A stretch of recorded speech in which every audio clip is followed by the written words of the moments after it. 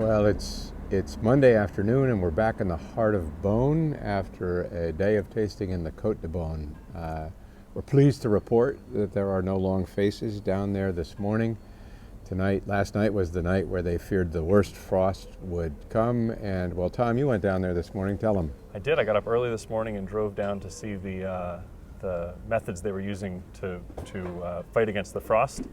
And it was really interesting. They had lots of kind of newer methods and lots of candles, same as last time, but some different warming techniques, and there was lots of smoke, lots of pretty pictures and kind of nervous vigneron there. But the vigneron we spoke to today said it really turned out pretty well.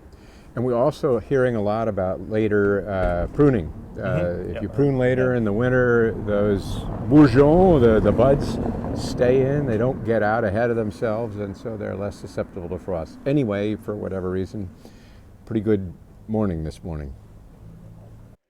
I got up early this morning to head out into the vines to have a look at the efforts to combat the frost. It was really interesting. On the main route, it was about 3 degrees below Celsius, but as I got closer to these fields of burning candles and these big fans blowing the air around and all the smoke, the temperature rose to about +1 above freezing. So really, these efforts really do seem to be protecting the vines, and everything that our winemakers told us today makes it seem like it was a dry frost. There wasn't a lot of humidity in the air, and that combined with the efforts to raise the temperature really did seem to save most of the buds that are on the vines now. Our first tasting this morning was with Thomas Moret in Chassagne-Montrachet. Some fantastic wines. His wines are always lovely, but in 2020 they're just singing. He then showed us some new construction of a new cave that he's working on, which was really interesting. We then went over to Meursault to taste with Vincent Boyer and his huge eggs. His 2020s are spectacular as usual. Then after lunch, we headed down to Santenay to taste with Roger Bellon.